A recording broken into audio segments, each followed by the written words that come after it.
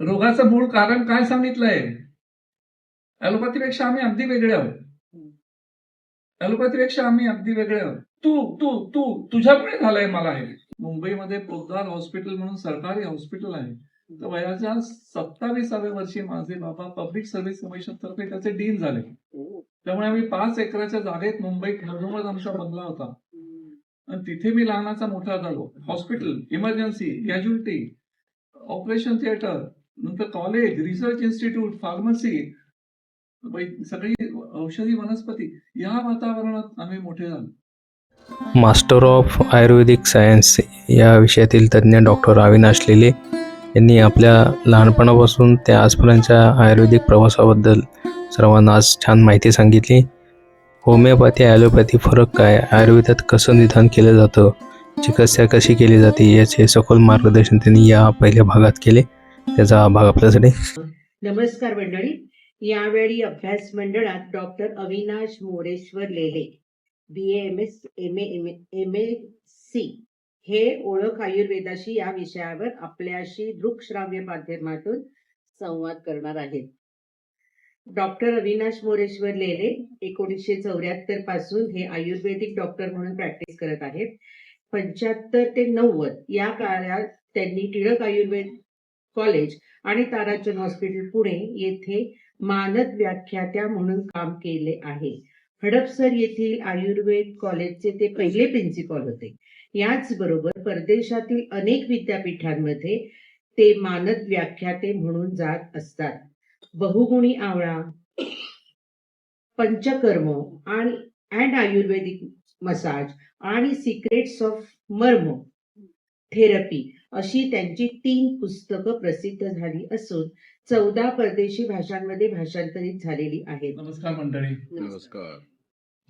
आयुर्वेद हा शब्द तसा तुम्हाला काही अपरिचित नाही, कारण आयुर्वेद सांगण्यासाठी तो वैद्यच पाहिजे, त्याने सगळं शिकलेलंच पाहिजे असं काही नाही. कारण मी आता जी मंडळी बघतो आहे तिथे 3 पिढ्या एकत्र राहिलेलीच मंडळी जास्त आहे. आणि त्याच्यामध्ये आजारी पडलं तर डॉक्टरकडे जायची कुठे पद्धत होती पूर्वी? आजीला विचारायची पद्धत होती. ती जीभ बघायची, नाडी बघायची आणि पहिली ऑर्डर स्वयंपाकघरात द्यायची की आज हा जेवणार नाही किंवा ही जेवणार नाही, तिला आठवल दे किंवा भाताची पेज दे. म्हणजे बघा, आपल्याकडे हे पर्कोलेट झालेलं आहे पिढ्यातून हे ज्ञान. मग मी काय करणार? तर मी त्याचा जरा विस्तार शास्त्रीय पद्धतीने तुम्हाला सांगायचा प्रयत्न करतो. आता नावच बघा कसं आहे, आयुर्वेद, 2 शब्द एकत्र आलेले, आयु आणि वेद. वेद म्हटलं की आपण अगदी आपले मूल ग्रंथ आहेत ते ऋग्वेद, यजुर्वेद, सामवेद, अथर्ववेद. मग त्याचाच हा उपवेद आहे. मग वेदाचा काळ कुठला? कुठल्या काळातला आहे? जे आता मी बोलतो आहे हे शाश्वत ज्ञान आहे. आपण सगळं देवाला जोडतो, हो की नाही? मग तशा पद्धतीने जर बघायचं झालं तर ब्रह्मास्मृत्वा, आता ही जी पृथ्वी निर्माण झाली ही कोणी ब्रह्माने केली. मग आता ज्या कॉम्प्युटरच्या भाषा आहे, जावा आहे, C++ आहे, ह्या ज्याने निर्माण केल्या त्यांनी त्या कशा वापरायच्या वगैरे सगळं ते पण सांगितलं की. तसंच ब्रह्माने आपल्याला जेव्हा निर्माण केलं तेव्हा आपण कोण? तर हा जो निसर्ग आहे त्यातलेच एक घटक. हा जो निसर्ग, ही झाडं आहेत, हे बंगला आहे, हा लॅपटॉप आहे, हे ज्याच्यापासून बनलेला आहे त्यापासूनच आपण बनलोय की. त्याला आपण पंचमहाभूत असं म्हणतो. तर हिस्ट्री जर थोडीशी आपण आधी बघितली आणि मग आपण स्लाइड शो कडे गेलो तर बरं पडेल. ब्रह्मास्मृत्वा म्हणजे ब्रह्माने स्मरण केलं. आयुषो वेदम, आयुष्याचा वेद आहे हा. म्हणजे आपलं आपण जे आयुष्य जगतो आहोत त्याच्याबद्दलचं हे भाष्य आहे. ब्रह्मास्मृत्वा आयुषो वेदम प्रजापती म्हणजे ग्रहित. मग ते प्रजापतीकडे आलं ब्रह्माच्या कडून. आणि मग अश्विनी कुमार हे नाव तुम्ही ऐकलेलं आहे आयुर्वेदाशी जोडलेलं, त्यांच्याकडून ते अश्विनी कुमारांकडे आलं आणि मग अत्रिपुत्र, आणि मग ते आमच्यातर्फे आता तुमच्यापर्यंत येत आहे. अशी एक हिस्ट्री. मग आता जर उपवेद म्हटलं तर बिफोर ख्राइस्ट, आपण जरी किती म्हटलं चैत्र वैशाख ज्येष्ठ आषाढ, तरी प्रत्यक्षात आपण वापरतो हे इंग्रजी महिने वापरतो. काय वाईट काहीच नाही, तर सगळ्या जगामध्ये ते सोयीचं जातं आपल्याला. मग हे 2025 आहे. मग आमचं जे मूल ग्रंथ आहे, चरक, सुश्रुत, वाग्भट ही नावं तुम्ही ऐकलेली असतील. त्यातला चरक जो आहे तो मेडिसिन बद्दल आहे, सुश्रुत जो आहे तो सर्जरी बद्दल आहे. लगेच प्रश्न उत्पन्न होतो, हा सर्जरी होती त्या काळात? अरे तेव्हा पण महाभारत घडलंय, रामायण घडलंय, युद्ध घडलेली आहे तितकी. मग तेव्हा जखमा होत नव्हत्या का? तेव्हा काही कुठे लागत नव्हतं का? मग त्या जखमा शिवल्या जात नव्हत्या का? त्याचा धांडोळा आपण नंतर घेऊया, त्या काळात कशी सर्जरी होती त्याचा. तेव्हा सर्जरी हा भाग पण होता. हे जे मी सगळं बोलतोय हे ख्रिस्तपूर्व काळातलं आहे. चरक आणि सुश्रुत हे ग्रंथ त्या काळातले. मी तुम्हाला गंमत सांगतो की त्या काळात पेपर नव्हता, बाकीचं हे सोडून द्या, पण हे लिखाण नव्हतं. मग हे कसं राहिलं इतके दिवस? त्याचं साधं उदाहरण असं आहे की आम्ही जेव्हा शिकत होतो, मी 6 भावंड, माझे आई वडील दोघे जण आयुर्वेदामधलेच आहेत. बालपणापासून आमच्यावरती संस्कार झालेत, कारण मुंबईमध्ये पोद्दार हॉस्पिटल म्हणून सरकारी हॉस्पिटल आहे. तर वयाच्या 27व्या वर्षी माझे बाबा पब्लिक सर्व्हिस कमिशन तर्फे त्याचे डीन झाले. त्यामुळे आम्ही 5 एकराच्या जागेत मुंबईत मधोमध आमचा बंगला होता आणि तिथे मी लहानाचा मोठा झालो. Hospital, emergency, casualty, operation theatre, नंतर कॉलेज, रिसर्च इन्स्टिट्यूट, फार्मसी, सगळी औषधी वनस्पती, या वातावरणात आम्ही मोठे झालो. तर आम्हाला असा नियम होता की सकाळी उठायचं, जो आम्हाला श्लोक दिलेला असेल तो गच्चीवर जायचं, पाठ करायचा, खाली यायचं, बाबांना म्हणून दाखवायचा. तो नीट म्हटला तर नाश्ता, नाही तर परत गच्चीवर जायचं. रागादिरोगा सततानुशक्ता अशेषकाय प्रसृतान शेषाम औत्सुक्य मोहान रतितान जगान यो पूर्व वैद्याय नमस्तु तस्मै. ही वाग्भटाची सुरुवात आहे. वाग्भट, आता मी जे चरक सुश्रुत म्हटले हे वेद आधीच्या काळातले, म्हणजे कुठे बिफोर ख्राइस्ट. म्हणजे मग बघा, बिफोर ख्राइस्ट जर 500-600 वर्ष असेल, तर आता जे आहे 2025 त्याच्यात आणखी 500-600 वर्ष तेव्हाच आहे. पण ती भाषा वेगळी होती. जसं ज्ञानेश्वरांची भाषा वेगळी, आत्ताची मराठी वेगळी, म्हणून अनुवाद ज्ञानेश्वरी आपल्याला कोणाचा तरी आधार लागतो, सोनोपंत दांडेकरांचा लागतो किंवा कोणाचा, हे समजून घेण्यासाठी. तसंच वाग्भटांनी इसवी सन 600 मध्ये किंवा 700 मध्ये त्या काळामध्ये सोप्या मराठीमध्ये, आपल्या सोप्या संस्कृत मध्ये हे सगळं चरकातलं, सुश्रुतातलं, वाग्भटातलं जे आहे, काश्यपातलं, हे त्यांनी मांडलं. आणि आता दक्षिण भारतात जर तुम्ही गेला, जो ऑर्थोडॉक्स समजला जातो केरळमध्ये किंवा इतर ठिकाणी, ते हा काश्यप आपलं वाग्भट म्हणजे अष्टांग हृदय किंवा अष्टांग संग्रह हा फॉलो करतात, सोपा जातो. तर हे जे श्लोक आम्ही तेव्हा म्हणायचो तेव्हा मला अर्थ माहित नव्हता. जेव्हा आम्हाला पाठांतर होतं तेव्हा बाबा म्हणायचो तुम्हाला नंतर कळेल, आता पाठ करा. त्यामुळे आता समजा हा लॅपटॉप नाही चालला, वीजच गेली, तरी आमचं अडत नाही. आमच्या या हार्ड डिस्क मध्ये ते सगळं आहे, कॉम्पॅक्ट आहे. आता आपण जे झिप ड्राईव्ह वापरतो की नाही, तसं झिप ड्राईव्ह सारखं आपलं हे सगळं ज्ञान आहे, हे त्यांनी संस्कृत मध्ये कॉम्पॅक्ट करून एका पिढीकडून दुसऱ्या पिढीकडून तिसऱ्या असं ते पाठ होत आलं. त्यामुळे ते नष्ट झालं नाही. मुघलांनी आपल्यावरती राज्य केलं, ब्रिटिशांनी केलं, आपलं सगळं नष्ट केलं तक्षशिलेपासून सगळं, पण तरी हे का चालू राहिलं? तसं हे कॉम्पॅक्ट अवस्थेत आहे म्हणून. आणि तुम्हाला खरं सांगतो की त्या श्लोकाचा मी जेव्हा डॉक्टर झालो तेव्हा कळलेला अर्थ, प्रॅक्टिस करायला लागलो तेव्हाचा अर्थ, आणि आता जगभर हिंडून जेव्हा मला त्याचा अर्थ कळतोय तो बदलत चाललेला आहे. पहिलं तुम्हाला असं वाटेल की अरे तुम्ही मग इतके आता हे काहीतरी ओळख करून देताना सांगत होते की तुम्ही जगभर आयुर्वेद शिकवता, मग तुम्ही काय बॅगा भरून औषधं नेता का काय? तुम्हाला आधी सांगू इच्छितो की त्रिभुवन कीर्ती, सुचेखर किंवा आपल्याला जे माहिती आहे ते म्हणजे आयुर्वेद नव्हे, हे मी आधी तुम्हाला सांगू इच्छितो. चरकांनी स्पष्ट लिहिलेलं आहे की तुमच्या 12 कोसांमध्ये जी वनस्पती असेल ती तुमची. 12 कोसांमध्ये देवाने निर्माण केलेलं आहे तुमच्यासाठी. तुम्हाला इतर जायची गरज नाही. हे अन्नाबाबतीत पण आहे. अन्नाच्या बाबतीत पण आहे. आपण काय आता शहरी माणसं आहोत. आज साऊथ इंडियन खातो, उद्या पंजाबी खातो, नंतर व्हिएतनामी खातो, काही करतो आपण. कधीतरी करतो तेव्हा ठीक आहे, पण आपल्या शरीराची जी रचना आहे अन्न मार्गाची, त्याला आपण जे भात भाजी खात असू, भाकरी पिठलं खात असू, त्याचीच सवय असते. तुम्ही हे जर सारखं बिघडवत गेलात तर मग भोगा आपल्या कर्माची फळ.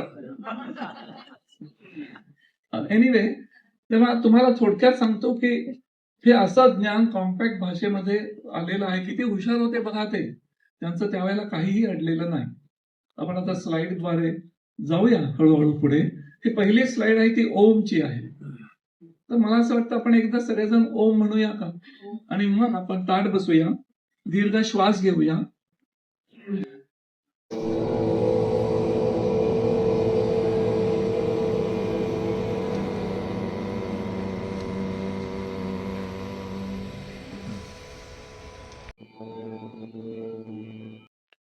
धन्यवाद. मगाशी मी तुम्हाला एक श्लोक म्हणून दाखवला की जो वाग्भटाचा सुरुवात आहे तो का, आणि त्याच्यामध्ये शेवटी असं लिहिलेलं आहे की हे ज्ञान जे मला देतायत त्या सगळ्या पूर्व वैज्ञाना मी नमस्कार करतो आणि मग मी बोलायला सुरुवात करतो. तर ते काय माहिती का तुम्हाला, रोगाचं मूळ कारण काय सांगितलंय? ऍलोपॅथीपेक्षा आम्ही अगदी वेगळे आहोत. ऍलोपॅथीपेक्षा आम्ही अगदी वेगळे आहोत. तू तू तू तुझ्यामुळे झालंय मला हे बॅक्टेरिया असो, व्हायरस असो, कोकाय असो, निमोकोकाय असो, यांच्याकडे दोष दिला जातो. अरे पण ते तर सगळे आपल्या तोंडात आहेत, नाकात आहेत, कानात आहेत. जिथे जिथे तिथे जर मी असा बोळा घातला आणि तो जर मी कल्चर आणि सेन्सिटिव्हिटीला दिला, ते सगळे आहेतच की. मग आपल्याला का नाही रोग होत? एखाद्यालाच का होतो? कारण त्याची प्रतिकार शक्ती कमी होते म्हणून त्याला होतो तो. मग आमच्याकडे रोगाला काय म्हटलंय? चिंता, शोक, भय, राग, द्वेष, मत्सर, हे जे षड्रिपू आहे, औत्सुक्य, मोह, याच्यामुळे रोगाची निर्मिती होते. म्हणजे मनावरती आहे बघा. सगळ्या रोगांची सुरुवात मनापासून होते. मग त्याचं शारीरिक याच्यात रूपांतर होतं. मग तुम्ही कॉन्स्टिपेशन साठी या, डोकं दुखतं म्हणून या, मला धडधडतंय म्हणून या, मला झोप येत नाही म्हणून या. आम्ही शांत असतो. आम्ही आधी तुम्हाला विचारत राहतो, काही विशेष घडलं का, काही घडलं का. मनाचा इतका परिणाम आहे. माझ्याकडे अनेक गोष्टी आहेत, आज वेळ थोडासा आहे म्हणून त्या गोष्टी आधी लगेच मी सांगत नाही. एक मला मोह होतोय सांगायचा. मी आत्ताच तुम्ही बघितलं 75 ते 90 मी एक नया पैसा न देता हाऊस म्हणून शिकवायला जायचो. माझा सर्जरी हा विषय असल्यामुळे मी शेवटच्या वर्षाच्या मुलांना तो शिकवायचो. त्यामुळे माझे विद्यार्थी खूप, आणि त्यांना अडणाऱ्या केसेस ते माझ्याकडे घेऊन यायचे अर्थातच. तर ही एक गोष्ट सांगतो आणि मग जातो मी. तर कसं असतं बघा, मनाचा प्रभाव, त्याच्यासाठी सांगतोय. माझ्याकडे एक चांगला प्रॅक्टिशनर आला आणि म्हणाला, सर एक ऍसिडिटी, आम्लपित्ताची केस आहे, एक आजी आहेत, त्या माझ्याकडे येत आहेत. आधी त्या आणखीन डॉक्टरांकडे गेल्या, पण मला वाटलं मी बरा करेन, पण त्यांची ऍसिडिटी जातच नाही हो. त्यांनी काहीतरी खाल्लं तरी त्यांना उलटून पडतंय ते सगळं. तर जरा बघता का तुम्ही काय होतंय ते? आम्ही थकलो आता सगळं, त्यांना औषधोपचार करतो. बरं म्हटलं, बघतो मी. त्या बाईंना ते घेऊन आले माझ्याकडे. त्यांच्याकडे एक पद्धत लक्षात घ्या की आपलं शरीर बोलतं, आम्हाला त्याला हात लावायची गरज नसते. आमच्या कन्सल्टिंग मध्ये आम्ही आता मोबाईल कधीच ठेवत नाही. आम्ही तो पेशंट येताना तिथून बघतो. तिथून तो आमच्याकडे येईपर्यंत आम्हाला 50% आधी माहिती झालेलं असतं काय आहे ते. तर त्या आल्यानंतर माझ्या लक्षात आलं की त्यांना काहीतरी विलक्षण चिंता आहे, त्या घाबरलेल्या आहेत असं माझ्या लक्षात आलं. त्यामुळे मग ती ऍसिडिटी ठेवली बाजूला आणि मी त्यांना पाठीवरती हात ठेवला. त्यांना म्हटलं, काय झालं, का बरं तुम्हाला काय मला सांगा बरं. तर त्या धाय मोकळून रडायला लागल्या. मग मी त्यांना रडू दिलं. नंतर म्हणाल्या, मला काय सांगू, माझा मुलगा 10-15 दिवसात हे जग सोडून जाणार आहे. म्हटलं, काय झालं काय? तर त्या म्हणाल्या की काही नाही, तो रस्त्याने कामावरून येत होता आणि त्याला रस्त्यातला कुत्रा चावला, म्हणून तो शेजारच्या डॉक्टरांच्याकडे गेला आणि त्यांनी सांगितलं की आता तुला रेबीज होणार, आणखीन तू काही दिवसात जाणार. आता स्वतःचा मुलगा जर जाणार असतं, जर त्यांनी डॉक्टरनी सांगितल्यानंतर त्या बाईंचं काय होईल तुम्हीच विचार करा. मग मला कळलं की ह्या बाईंना औषधं देऊन काही होणार नाहीये. मी दवाखाना थांबवला आणि मी त्यांच्याबरोबर गेलो. त्यांना म्हटलं तुम्हाला माहितीये का कुठला कुत्रा चावला त्याला? हो माहितीये की आमच्याच गल्लीच्या इथे आहे. मग मी गेलो तर कुत्र्याला पट्टा होता. मग आम्ही त्याचा कोणाचा आहे विचारलं. विचारल्यानंतर त्या माणसाने सांगितलं की त्याला अँटी रॅबीज दिलेला आहे, सर्टिफिकेट दाखव. ते सर्टिफिकेट घेतलं, त्या बाईला दाखवलं की तुमच्या मुलाला काही होणार नाहीये. चिकित्सा झाली. म्हणजे अम्लपित्त कुठे, तेव्हा मुळापर्यंत जाणं हे आयुर्वेद सांगतो. मुळापर्यंत जावं लागतं. म्हणून आम्हाला तुम्ही काही जरी सांगितलं तरी शांतपणाने विचार करावा लागतो हे झालं का. म्हणून मी कधी कधी म्हणतो की आम्ही डॉक्टर म्हणण्यापेक्षा डिटेक्टिव्ह असतो. म्हणजे पुढे चिकित्सेला जा अशी तुमची इच्छा असते, काहीतरी आम्हाला औषध द्यावं, पण आमची इच्छा असते तुम्हाला झालं काय हे, का तुम्हाला आमच्याकडे यावं लागलं वगैरे. तर म्हणून मी ओम पासून या जगाची पण निर्मिती झालेली आहे, म्हणून तो मी सुरुवातीला घेतला. आता हा आमचा देव धन्वंतरी, हे नाव तर तुम्ही ऐकलेलेच असतात. आणि समुद्र मंथनातून हा आला आणि मग त्याच्याकडून आपण त्याच्या 4 हातांमध्ये काय काय गोष्टी बघतो. हे जे आहे हे चक्र आहे. हे चक्र म्हणजे आम्ही सर्जन. म्हणजे तुम्ही आमच्याकडे कधी कधी तुमच्या शरीरातली गोष्ट काढावी, मग ती टॉन्सिल असेल, अपेंडिक्स असेल, किंवा पीळ पडलेला आतडं असेल, किंवा काहीतरी गँग्रीन झालं ऍक्सिडेंटमध्ये म्हणून भाग तो कापावा म्हणून आमच्याकडे येता, सही करून देता, हजारो रुपये देता आणि म्हणता की हे काढून द्या. म्हणजे अविभाज्य घटक आहे तो, की आपल्या शरीराला त्रास देणारं शल्य असं नाव आहे त्याला. शल्य म्हणजे फॉरेन बॉडी. सर्जरीला आयुर्वेदामध्ये शल्य असा शब्द आहे. मग ते बाहेरूनच यायला पाहिजे असं नाही की काचेचा तुकडा आहे किंवा काटा आहे किंवा बंदुकीची गोळी आहे. आपल्या शरीरातला भाग शल्य होऊ शकतो आणि मग तो फ्रॅक्चर झालं आणि त्याचा तुकडा पडला, त्याचा रक्तप्रवाह संपला की ते शरीराला त्रासदायक असतं वगैरे वगैरे. तर ते प्रतीक आहे सर्जरीचं. हे जे तुम्हाला इथे दिसतंय की जळू आहे, जळू. एवढं महत्व दिलंय त्या जळूला. जलौका, हिरुडीनायरिया अशी फॅमिली आहे त्याची. असे आपल्या कसं वरचा आणि खालचा आहे ना, त्यांना 3 जॉ असतात. असे 265 दात असतात बरं का त्यांच्यामध्ये. आणि त्यांच्या लाळेमध्ये हिरुडीन नावाचं रक्त न गोठेल अँटीक्वाग्युलंट, रक्त गोठणार नाही असा त्यांच्यामध्ये केमिकल असतं. त्यामुळे ती जर आपल्याला जळू लागली तर आपण कधी आसाम किंवा चिखलाच्या भागात गेलो तर आपल्याला कळायच्या आधीच आपले मोजे लाल होतात आणि मग आपल्याला कळतं की अरे जळवा लागलाय. मग आपण घाबरतो, पण त्यांना आम्ही आधी सॅल्यूट करतो, कारण त्या आमचं जे आम्ही काम करू शकत नाही असं काम त्या करतात. आम्ही त्यांना वापरतो. आता रक्त आपण रक्तदान करतो किंवा इन्व्हेस्टिगेशनला देतो तेव्हा एक तर इथून देतो किंवा इथून देतो, म्हणजे जिथे दिसते अशा व्हेनमध्ये आम्ही रक्त काढू शकतो.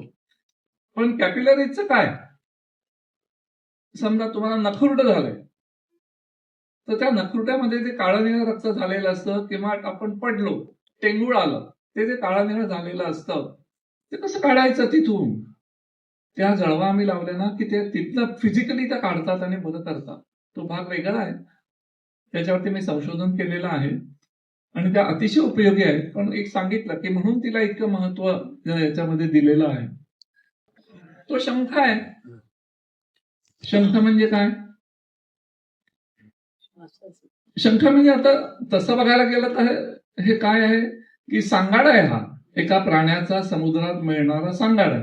शंख आहे, शिंपले आहेत, मोती आहेत, प्रवाळ आहे, कितीतरी गोष्टी आहेत समुद्रातल्या की ज्या आपण वापरतो, शुद्ध करतो. शुद्ध केल्यानंतर त्यांच्यावरती वनस्पतींचे संस्कार करतो, भट्टी लावतो, तो भाग निराळा. पण ते आपल्या शरीराला उपयोगी असा भाग आहे. कॅल्शियम, आपण ज्या वयोगटात आहोत त्याच्यात ऑस्टिओपोरोसिस हा भाग आहे. आपली हाडं कशी ठणठणीत असतात, पण आता मोरीमध्ये घसरून पाय कमरेचं हाड मोडणारी किती जण आहेत बघा, त्यांना उपयोगी पडतं हे. म्हणजे नैसर्गिक कॅल्शियम ओतप्रोत भरलेलं असा हा शंख. हा एक भाग झाला पोटामध्ये घ्यायचा. पण म्हणून याला एवढं महत्व दिलंय का? नाही. संगीत चिकित्सा, ज्याला गंधर्व चिकित्सा म्हणतात किंवा मंत्र चिकित्सा म्हणतात, त्याचं पण ते प्रतीक आहे. बघा ना, आपण देवळामध्ये आता देखील आपण बघतो तो असं करून तो वाजवला जातो. इव्हन आपल्या श्वसनासाठी पण तो अतिशय चांगला आहे, जर रोज आपण तशा पद्धतीने जर करत गेलो तर. दमसात सुधारते. आणि आम्ही मंत्रांचा खूप वापर करतो. तुम्हाला सांगतो, इथल्यापेक्षा परदेशामध्ये आम्हाला चिकित्सा करण्यासाठी मंत्रांचा खूप उपयोग होतो, कारण ते मनाला आधार देतात. अशी अनेक उदाहरणं आहेत. मला आठवतं, जर्मनीमध्ये आमची रेगिना माल नावाची विद्यार्थिनी इथे शिकून गेलेली होती आणि ती म्हणाले की डॉक्टर, आम्हाला आधी माहिती नव्हतं, आम्ही नवीन बंगला घेतला, पण तिथे पूर्वी माणसं पुरायचे. ते कळल्यापासून आम्हाला झोप येत नाही. तुम्ही काहीतरी त्याची वास्तुशांती आपण जशी म्हणतो तसं काही करा ना. म्हटलं काळजी करू नकोस, आम्ही साधी रामरक्षा तिथे म्हटली. तिची श्रद्धा हा भाग महत्वाचा. रामरक्षा म्हटली, नंतर तिला कधी त्रास झाला नाही. तेव्हा मंत्रांचा उपयोग होत नाही असं नाही. श्रद्धा पाहिजे मात्र, आणि त्याला संस्कृत मंत्रच पाहिजे असं नाही. शेवटी ख्रिस्त काय, तिथे देखील आम्ही गेल्यानंतर ईस्टरमध्ये जर आम्ही शिकवत असू, आम्ही जातो तिथे त्यांच्या चर्चमध्ये, तो त्यांचा जो काही देतो, तो ब्रेड असेल किंवा काय, त्या आनंदात येतो. आम्हाला तो कृष्णच दिसतो तिथे. भावनेवरती येते सगळं आपल्यावरती. असं काही बाटायला होतं वगैरे असं काही नसतं. आपल्या सगळं मनावरती अवलंबून असतं. तर असं ते शंखाचं जर तुमच्या लक्षात आलं की शंख म्हणजे गंधर्व चिकित्सा, संगीत चिकित्सा, ऐकणं किंवा म्हणणं, हा सगळा भाग अतिशय महत्वाचा आहे. का? कारण मी तुम्हाला आधीच सांगितलंय, मन स्थिर जर झालं तर रोग बरे होतात. तेव्हा आयडिया करून आम्हाला मनाची चिकित्सा करावी लागते आधी. आणि मग अमृत कलश आहे तो, म्हणजे आपल्या सगळ्या वनस्पती किंवा काही. त्याच्यात माझं असं एक स्टेटमेंट आहे की चरकांनी म्हटले की या जगात अशी एकही गोष्ट नाही की जी औषधी उपयोगी नाही. वनस्पतीत सोडून द्या, साधा दगड, अश्माचा पण आम्ही उपयोग करतो स्वेदनासाठी. तुम्ही पुढे तुम्हाला चित्रामध्ये दिसेल. आता आपण काही चित्र बघणार आहोत. योग आणि आयुर्वेद ही एकाच रथाची चाकं आहेत. योग आणि आयुर्वेद ही एकाच रथाची चाकं आहेत. एका बाजूने जर नुसतं चाक असेल तर जाऊ का आपण, तो रथ चालणारच नाही. तेव्हा योग आणि आयुर्वेद अशी दोन्ही पाहिजे. मग आपण काही गोष्टी निसर्गातून घेतल्या, काही प्राण्यांकडून घेतल्या. कशा घेतल्या? हे आता इथे काय आहे, याच्याकडून आपण हे भुजंगासन घेतलं, रोज करतोय, त्याचा आपल्याला फायदा होतो. पुढचं तुम्ही बघितलं तर हे पर्वताकडून घेतलं, मेरू आसन आहे की नाही.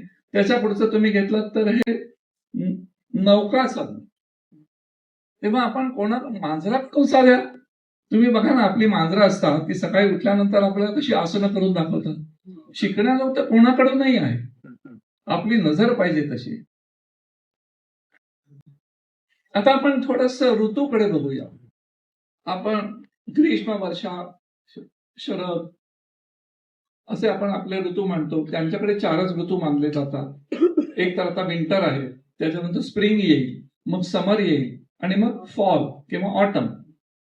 तर ते जसे बदलतात तसे बघा ना, आता ज्या कपड्यांमध्ये आपण आहोत, ह्या कपड्यामध्ये असू का मे महिन्यात? नाही, कारण आपण त्याप्रमाणे आपल्या अन्नामध्ये पण बदल होतो. आता बघा ना, 14 जानेवारीला आपली मकर संक्रांत येईल, मग तेव्हा आपण तीळ आणू, गूळ आणू, कारण थंडी आहे. आयुर्वेदामध्ये गुणांना फार महत्व आहे. आणखीन एक सांगायचं झालं तर ॲलोपॅथी आणि आयुर्वेद, ॲलोपॅथी थोडीशी केमिस्ट्रीकडे वळणारी आहे आणि आम्ही फिजिक्सला धरून जाणारे आहोत. आणि आम्ही निसर्गाचे एक घटकच आहोत. निसर्गोपचार. आयुर्वेद म्हणजे तुम्हाला सांगतो की भारतीय शास्त्रोक्त निसर्गोपचार असं मी म्हणतो, आणि तो तत्वांवर चालतो. आणखीन एक सांगतो तुम्हाला की तुम्हाला आश्चर्य वाटत असेल की तुम्ही कसं काय त्या स्वित्झर्लंडमध्ये कसे काय जाता, मग तिथे तर तुम्ही वनस्पती नेत नाही, मग करता काय? समजा सियाटल मध्ये आहे, बॅस्टेल युनिव्हर्सिटीमध्ये आहे, आणि तिथे आता बोलायचंय, मीच काय, माझा मुलगा जातो, सून जाते, सगळे जातात. आम्ही जरी प्रोफेसर म्हणून जात असलो तरी पहिले आम्ही विद्यार्थी असतो तिथले. आधी आम्हाला जाऊन तिथल्या वनस्पतींची माहिती करून घ्यावी लागते, कारण तिथे त्यांना तुळस माहिती नाहीये, बेल नाहीये तिथे, दुर्वा नाहीये तिथे, त्यांच्याकडे रोझमरी आहे. मग तिथल्या वनस्पती आम्हाला माहिती करून घ्याव्या लागतात. मग त्यांचे उपयोग आणि त्यांचं जर कार्य आम्हाला कळलं की ते आम्ही वापरतो. दशमूल हे नाव तुम्ही ऐकलेलं आहे. जर्मन दशमूल आम्ही वापरतो, जर्मनीतल्या वनस्पतींची. आहारही तिथलाच असतो, तेव्हा हा भाग महत्वाचा आहे. इव्हन इटलीमध्ये जर असू तर पिझ्झावरती टॉपिंग काय असावं, वातासाठी कुठलं, पित्तासाठी कुठलं, असे पण आपल्याला म्हणजे एका बाजूने आम्ही शिकत असतो त्या त्या प्रदेशात. कारण आयुर्वेद का चालतो सगळीकडे, तो एकाही वनस्पतीवरती अवलंबून नाही, तो प्रिन्सिपलवरती अवलंबून आहे. कसा बघू आपण. तेव्हा हे ऋतू, आता हा कुठला आहे, हा आपला ऋतू आहे. म्हणजे कुठला, म्हातारपणाचा. हे जग सोडून जाताना आपले कलर्स आपण दाखवतो आहोत. ऑटम, फॉल हे सुंदर दिसत आहेत आपल्याला, पण आता हे गळून पडणार आहे. आणि मग विंटर जो आपण आता इथे आपण भोगतो आहोत. आणि मग याच्यानंतर येईल तो स्प्रिंग. हा बघा, आता हा जो रंग आहे हा वेगळा आहे. याची सगळे आतुरतेने नंतर वाट बघत असतात, कारण तिकडची थंडी असते ती अगदी स्ट्रॉंग असते. जाऊ पुढे. हे स्प्रिंगचे रंग झाले. आता आपण मूळ विषयाकडे येतो आहोत. तर मी म्हटलं तसं विजडम, नॉलेज, मी तर त्याला म्हणतो art and science of living, healthy and happy living, असं प्रदेशात सांगतात मी त्यांना, की ही कला आहे आणि हे शास्त्र पण आहे की आपलं आयुष्य कसं जगावं. काय बरं वेगळेपण आहे. तुम्ही बघितलं तर समूहासाठी सल्ला दिला जातो. मॉडर्न मेडिसिन मध्ये समूहासाठी सल्ला दिला जातो. आमच्याकडे वैयक्तिक असतो. बघा बरं आठवून, वैद्याकडे गेलं तर तो आधी तुम्हाला तपासतो आणि मग आत जातो आणि त्याच्यात बाटल्या बाटल्या बाटल्या असतात, त्यातलं तुमच्यासाठी वेगळी पुडी करतो तो. अशी तयार औषधं आता आली आहेत जास्त, पण अदरवाईज वैयक्तिक. का बरं, तुम्हाला आश्चर्य वाटेल. प्रकृती, कॉन्स्टिट्यूशन हा जो विषय आहे आयुर्वेदाने सांगितलेला, हा किती मी तुम्हाला आत्ताच सांगितलं, इसवी सन पूर्व काळापासून त्याने ही ऑब्झर्वेशन आहेत ही. तर बरेचदा असं आम्हाला म्हटलं जातं की आयुर्वेदाला रिसर्चची गरज आहे, संशोधनाची गरज आहे. हा शब्द काय बघा बरं, रिसर्च म्हणजे पुन्हा शोध घ्या, पुन्हा शोध, असा मी त्याचा अर्थ काढतो. हे काय आहे डॉक्युमेंटेशन, काही नाही. त्या ऋषी मुनींना जे दिसलं ते त्यांनी डॉक्युमेंट केलं, असं तुम्ही लक्षात घ्या. त्या काळात त्यांना जे जाणवलं ते त्यांनी डॉक्युमेंट केलं. मी जेव्हा शिकायला होतो तेव्हा मी FY इंटर सायन्स असं केलं होतं, त्यामुळे मला जरासा ग होता की बाबांच्या पेक्षा मी जरा आधुनिक पण ज्ञान आहे. मी त्यांना एकदा वर्तमानपत्र वाचत होते आराम खुर्चीत, मी त्यांना विचारलं पण घाबरत घाबरत पण विचारलं की हे जे बांपटातले सगळं आहे त्यातलं काही मला आउटडेटेड वाटतंय. त्यांनी लगेच पेपर बाजूला ठेवला. अरे वा, हुशार आहेस की. मग ते तू यादी कर म्हणाले आणि मला सांग काय काय आउटडेटेड आहे. मला उत्साह वाटला. पण मी जसा जसा प्रॅक्टिस करत गेलो तसं तसं माझ्या लक्षात आलं की ही प्रिन्सिपल्स आहेत आणि ही कुठेही गेलं तरी ती लागू पडतायत, त्याच्यात आउटडेटेड नाहीये. बदल होतो. पूर्वी आपण पाटावरती बसून जेवायचो, आता आपण वरती आलो. पूर्वी आपण भारतीय पद्धतीचा संडास होता, आता नाहीये तशा पद्धतीचा. असे बदल झाले, पण त्या बदलाचा काही अर्थ नाही. आयुर्वेद असं कुठे म्हणतो टेक्नॉलॉजी वापरू नका किंवा काही. हे सगळे प्रिन्सिपल्स तीच राहतात जे आहेत ते. तर मी प्रकृती ह्या विषयाबद्दल बोलतोय की त्यांनी तेव्हाच सांगून ठेवलं होतं की तुझ्यासारखा तूच, तुझ्यासारखा या जगात कोणीही नाही. अगदी जुळी असली तरी त्यांच्या मनामध्ये, म्हणजे प्रकृती हा जो भाग आहे ना, दोन आहे. शारीरिक प्रकृती आणि मानसिक प्रकृती. शारीरिक प्रकृती आहे ती स्वीकारायची. ती कोणाकडून आली, आई बाबा, आजी आजोबा, काका, आत्या, मावशी, या सगळ्यांच्या जीन्स मधून होऊन तुम्ही निर्माण झालेले आहात. झालात की नाही. मानसिक काय, तापट असू शकता तुम्ही, शीघ्रकोपी काही काही, पण त्याच्यात बदल करता येतात, त्याच्यावरती संयम आणता येतो. तेव्हा मानस प्रकृती ही थोडीशी बदलता येते, पण शारीरिक प्रकृती नाही. घराघराची उदाहरणं आहेत. नवरा बायकोच बघा, त्यांच्या प्रकृत्या वेगळ्या असतात. एक थंडीच्या मध्ये 3 पांघरुणं घेऊन झोपतो आणि दुसरा असो तो मजेत असतो, त्याला ती सोसते. उन्हाळ्यामध्ये 6 वरती पंखा ऐकायला लागतो, एक भिंतीच्या जवळ जाऊन झोपतो, त्याला ते सहन होत नाही. आहे की नाही, आपल्याला घरामध्ये बघायला मिळतात. किंवा डायनिंग टेबलवरती बघा, एकाच फॅमिलीतली मुलं, नातवंड आणि आजी आजोबा असले तरी एकाला नुसता कोरडा भात लागतो, दुसऱ्याला पातळ असल्याशिवाय जात नाही. हे काय आहे हे सगळं, हे आयुर्वेदाने ओळखून ठेवलंय. आणि आता म्हणतात की रिसेंट थिअरी अशी आहे की आयरिस वरून तुम्ही ओळखू शकता, किंवा एक केस जरी काढला तरी त्याच्यावरून तुमची ओळख होते.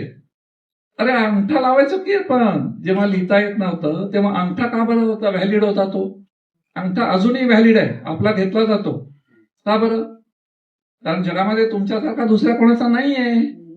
मग हेच सांगितलंय पूर्वी, प्रकृती कॉन्स्टिट्यूशन ही युनिक आहे. तुम्हाला जुळवून घ्यायचंय, बरं का, तुम्हाला जुळवून घ्यायचंय, हा भाग महत्वाचा. जाऊया. आयुर्वेदाचे 2 भाग आहेत. हे मात्र मला आवर्जून सांगावंसं वाटतं की आयुर्वेद म्हटलं की जुनी दुखणी बरी करणारं शास्त्र असं त्याच्याकडे नेहमी बघितलं जातं. लोक पहिल्यांदा आधुनिक शास्त्राकडे, होमिओपॅथीकडे भरपूर काय काय काय काय करून येतात आणि मग नंतर येतात आणि इच्छा मात्र अशी असते की आता आम्हाला लगेच उपचार व्हावेत. असतं की नाही असं? अरे पण तुम्ही आधी आला असतात तर तुम्हाला लगेच बरं वाटलं असतं. अगदी त्यांना असं वाटतं आयुर्वेदात सगळ्याचे उपचार आहेत. अगदी कॅन्सर बरा करता येतो का, डायबिटीस जाऊ शकतो का, ब्लड प्रेशर माझा जाऊ शकतो का? हो, पण कंडिशनल आहे. आयुर्वेद असं कधीच म्हणत नाही की आम्ही सगळ्यांना बरं करतो. त्याच्याआधी त्यांनी रोगाचे 3 भाग सांगितले: सुखसाध्य, कष्टसाध्य, असाध्य.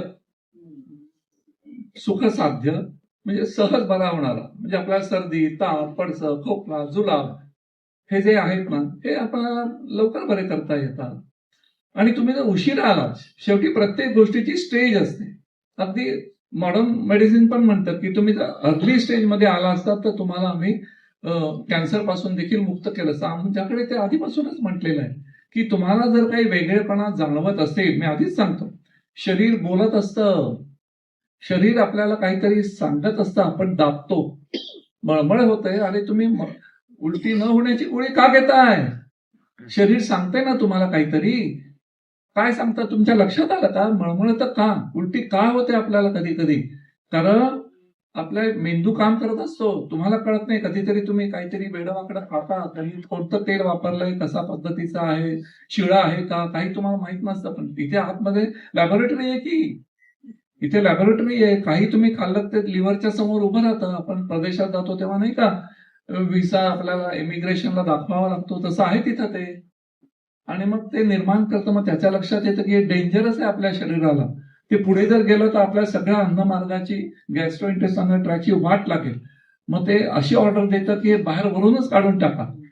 ते चांगलं असतं खरं बाहेर पडलेलं. उलट आपल्याकडे असं आपण म्हणतो की जरा मीठ पाणी घे, जरा जास्त मीठ घालून, म्हणजे येऊ दे ते बाहेर. तर हा भाग लक्षात घ्या. हा भाग नुसत्या उलटीसाठी नाहीये.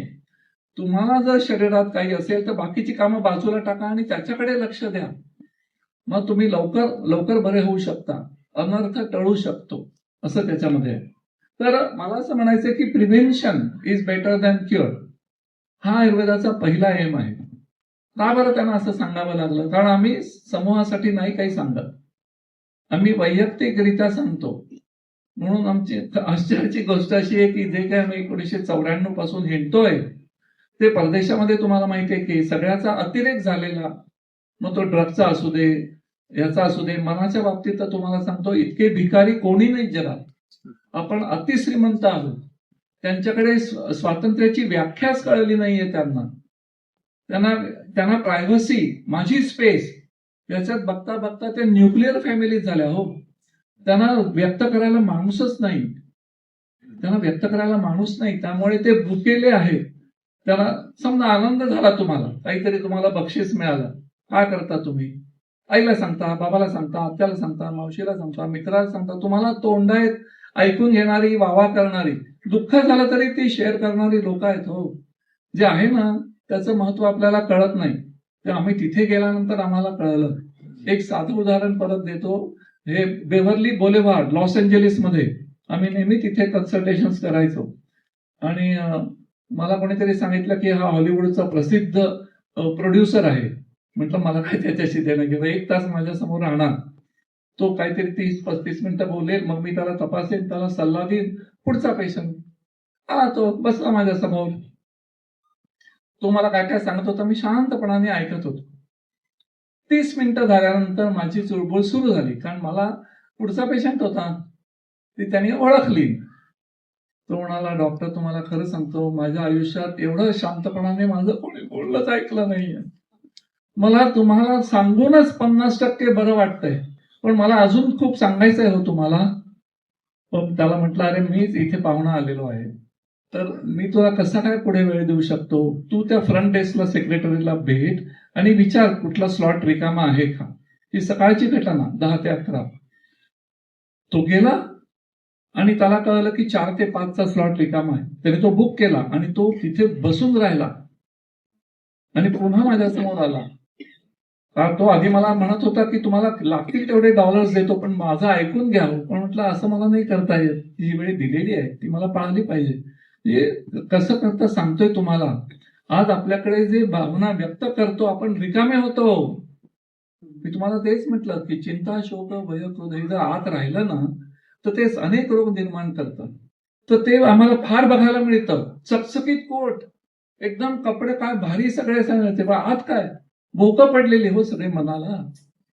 सगळ्यांना ते सांगायला कोणीच नाही. तिथे फादर्स डे असतो आणि मदर्स डे असतो. काय रे, मी त्यांना नेहमी सांगतो, अरे गुच्छ बिच्छ पाठवू नका रे. त्याच्यापेक्षा एखादा मसाजेस पाठवा, त्याचे पैसे भरा. तुझ्या आईला आणि बापाला जरा मसाज करून घ्या. स्पर्शाचे बुकेले आहेत ते, एकटे एकटे राहतायत, अशी परिस्थिती आहे. परत परत मी सांगतो, आपल्याकडे येऊ घातलंय हे नको व्हायला. तेव्हा प्रिव्हेन्शनच्या वरती आमच्याकडे खूप आहे. दिनचर्या आहे, ऋतुचर्या आहे. म्हणजे दिवसा सकाळी उठल्यापासून ब्राह्मे मुहूर्ते उत्तिष्ठे स्वस्थो रक्षार्थम आयुषः. म्हणजे ब्राह्म मुहूर्ताला, म्हणजे जो आपल्या सर्वांना जिवंत ठेवतो त्या सूर्याच्या आधी उठायला पाहिजे की नाही. त्याला ब्राह्म मुहूर्त म्हणतात. 45 मिनिटं आधी उठा. हे आधी तो येणार आणि मग तुम्ही येणार, हे बरोबर आहे का? नाही, वगैरे वगैरे. तो खूप मोठा भाग आहे, पण फार छान आहे. साधी दिनचर्या जरी पाळली तरी स्वास्थ्य राखता येतं. औषध हा भागच नाहीये खरा. मी तुम्हाला परत परत सांगू इच्छितो, आयुर्वेद हा औषध गरज पडली तर आहे बरं का. सल्ल्यामध्ये आमच्याकडे पहिलं काय, तुमची दिनचर्या डेली रुटीन समजून घेणं आणि ते नीट करणं. दुसरा भाग आहाराकडे येतो, आहार नीट करणं. मग व्यायामाकडे जातो. औषध हा शेवटी गरज लागली तर, हे लक्षात ठेवा. हा आयुर्वेद आहे बरं का.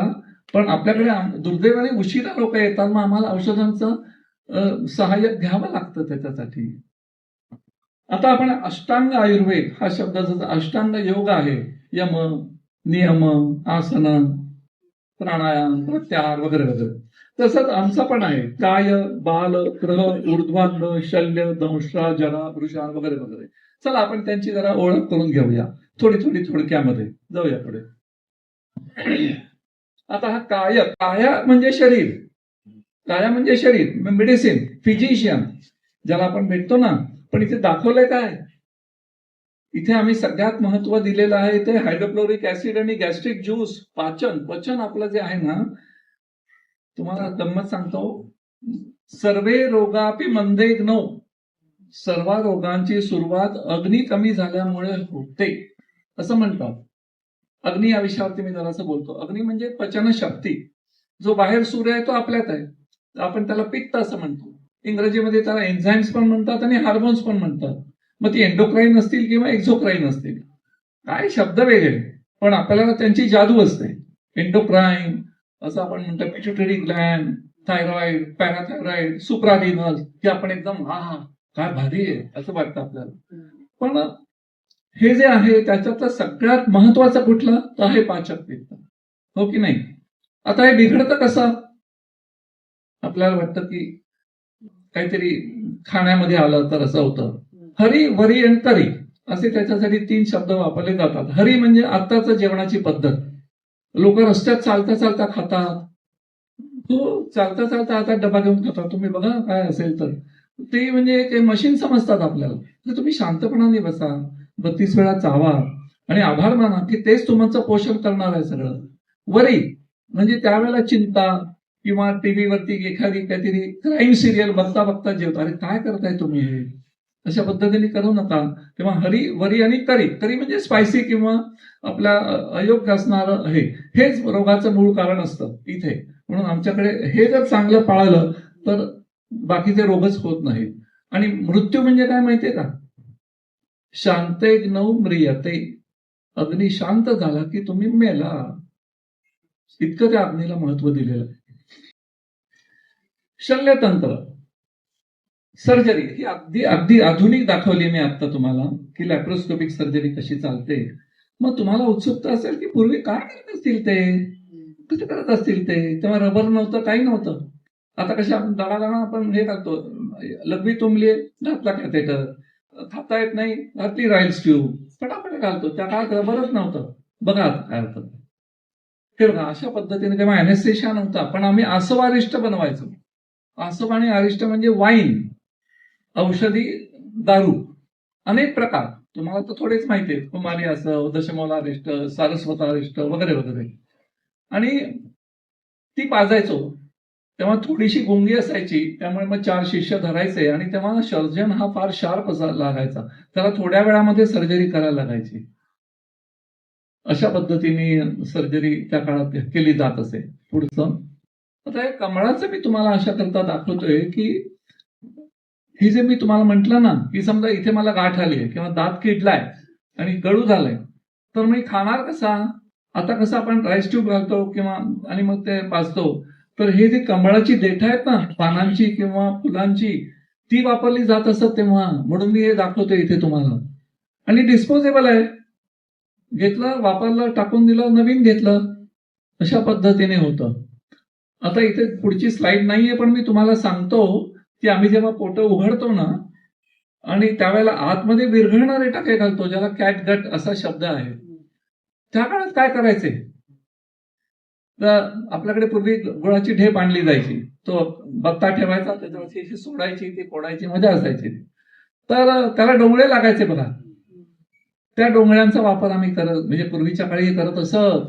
त्या डोंगळा, आता समजा मी माझं आतडं शिवलं, काय झालेलं आहे ते आतडं शिवल्यानंतर आज टाके, त्या काळामध्ये नव्हतं हे कॅटगट वगैरे, तर त्या काळात डोंगळा धरायचा, मागचे त्याचे 2 पाय धरायचे आणि पुढचं त्याच्या जवळ न्यायचं.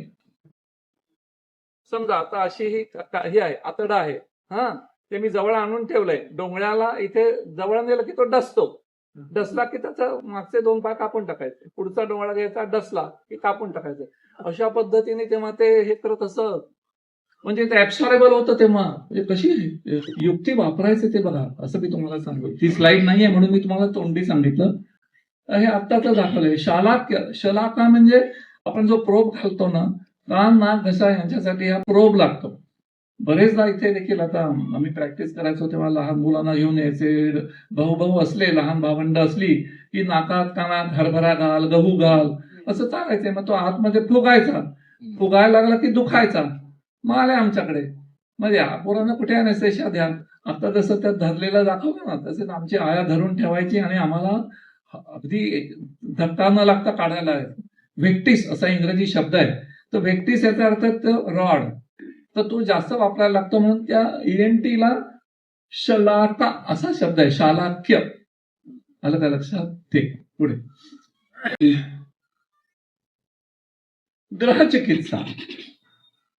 ग्रहचिकित्सा ह्याची शनीची बाधा झाली, मंगळाची झाली वगैरे वगैरे, अशा पद्धतीचं म्हणजे त्यांचाही आपल्यावरती परिणाम होतो. म्हणून त्याला एक मेडिकल ऍस्ट्रॉलॉजी असा एक भाग तेव्हापासूनचा आहे.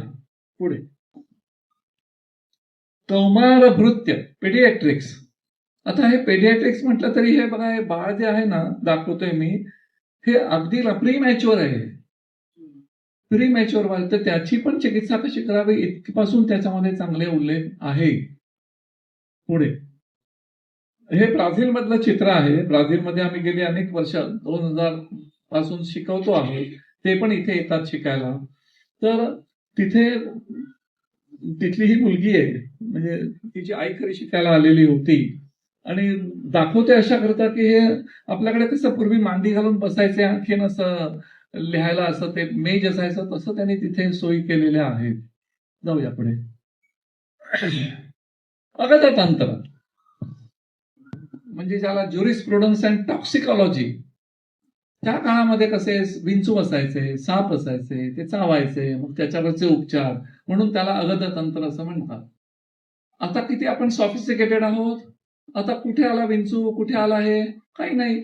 पण तुम्हाला आश्चर्य वाटेल की हे काम इतकं वाढलेलं आहे म्हणजे आपल्या नकळत आपण विषांच्या इतके जवळ आहोत की आम्हाला नाकीनऊ येतात. तुमच्या लक्षात येत नाही की तुम्ही जे तक्रारी घेऊन आलायत याच्यामुळे आहे. बघा बरं विचार करून. काहीही घ्या, भाकरी घ्या, पोळी घ्या, पालेभाजी घ्या, फळं घ्या, काहीही घ्या. साधं उदाहरण सांगतो की आळेफाटा आहे की नाही, तर आळेफाट्याच्या जवळ नारायणपूर म्हणून आहे. तिथे आमचे एक शेतकरी पेशंट होते, तर त्यांनी बोलावलं बघायला डाळिंबाची बाग. आम्ही गेलो. काय मोठी मोठी आपण आता कशी घेतो तशी डाळिंब. तर देताना त्यांना म्हटलं द्या की आम्हाला 2. ते म्हणले साहेब हे तुमच्यासाठी नाही आहे. का हो म्हटलं. अहो आम्ही त्याला इतकी इंजेक्शन देतो, आणखीन त्यांना आम्ही केमिकल फर्टिलायझर्स घालतो, नंतर पेस्टिसाइड्स त्याच्यावरती मारतो. तुम्हाला कशी बघा कसं आहे ते. आपल्या लक्षात पण येत नाही, पण आत्ताच्या काळामध्ये इतका त्याचा वापर वाढलेला आहे की आपल्या नकळत. प्रिझर्वेटिव्ह बघा, डीप फ्रीजच्या शिवाय चालतं का कोणाचं. मी जर तुम्हाला म्हटलं की फ्रीज मधलं काही वापरू नका, पण त्याच्यामध्ये आपण जेव्हा ते एखादा आणतो, आमटी म्हणे 6 महिन्यापूर्वीची, असे प्रदेशात करतात. एकदा करून ठेवतात आणि ती 6 महिने डीप फ्रीज मध्ये ठेवतात. म्हणजे हे जे प्रिझर्वेटिव्हचा जो भाग आहे, म्हणजे थोडक्यात मला असं सांगायचंय की आपल्या नकळत किती तऱ्हेचे विषारी पदार्थ जातात. त्याला सापणे विंचू परवडला असं आपण म्हणू शकतो. हा सगळ्यांचा आवडीचा भाग, कारण अमिताभ आहे ना इथे. तर रसायन, पण हा खरंच सिरियसली सांगतो की रसायन हा शब्द आयुर्वेदाचं वैशिष्ट्य आहे. रिज्युविनेशन म्हणजे कोणी बघा किती वर्षाचा असू दे, इथे नाही का आपल्याला वाटत की आपण जरा यंग दिसलो पाहिजे, यंग तरुण. प्रत्येकाची इच्छा असते. आणि म्हणून तर च्यवनप्राश काय खपतो. कारण म्हणे च्यवन ऋषी होते, त्यांनी तो घेतला आणि त्यांचे केस सगळे काळे झाले, त्यांच्या सुरकुत्या गेल्या, त्यांची थरथर गेली. पण ही गंमत नाहीये, मी तुम्हाला सांगू इच्छितो. त्याच्या खोलामध्ये नको जाऊया, कायाकल्प वगैरे जो भाग आहे तो. पण एक तुम्हाला सांगतो की आपलं शरीर कशाचं बनलंय सांगा. त्याच्यात रक्त धावणारे पण पदार्थ आहेत. रक्त जे सिरम म्हणा आणि रक्त हिमभाग म्हणा, हा धावणार आहे. पण बाकी स्थिर आहेत की. मांस आहे आपलं, मसल्स आहेत आपले सगळे वेगवेगळे. नंतर फॅट आहे, फार महत्वाची आहे ती फॅट. लुब्रिकन आपल्यामध्ये जे लागतात ते आहे. हाडं आहेत की आपल्याकडे. नंतर नर्वस टिश्यू आहे आपल्याकडे. रिप्रोडक्टिव्ह टिश्यू आहे. आमच्या भाषेमध्ये त्याला रक्त, मांस, मेद, अस्थि, मज्जा, शुक्र. आणि मग सगळ्याचं सार, जशी दुधावरची साय असते तसं म्हणजे ओज. काय तेजस्वी दिसतोय चेहरा असं आपण म्हणतो. त्याला पावडरची गरज नाही, मेकअपची गरज नाही, स्वतःचाच ग्लो आहे तो म्हणजे सार, ओज. तर हे जे सगळे भाग आहेत, हे सगळ्या प्रत्येक भागासाठी आयुर्वेदामध्ये रसायन आहे. एक उदाहरण देतो, कोहळा जो दृष्ट लागू नये म्हणून सगळीकडे लावलेला असतो ना, टांगलेला. अहो तो कोहळा मांस धातूवरती इतकं काम करतो. आमच्याकडे जसे जाडी कमी करा म्हणून येतात, तसेच अहो आमचं पोरगा असं शिडशिडीत आहे हो, त्याला जरा बळच मांस धरतच नाही ते. आम्ही कोहळ्याचा पाक करून देतो. एक उदाहरण सांगितलं तुम्हाला. म्हणजे आम्हाला कुठला औषधाचा विचार नाही आला, मी तुम्हाला आहाराचा विचार आला.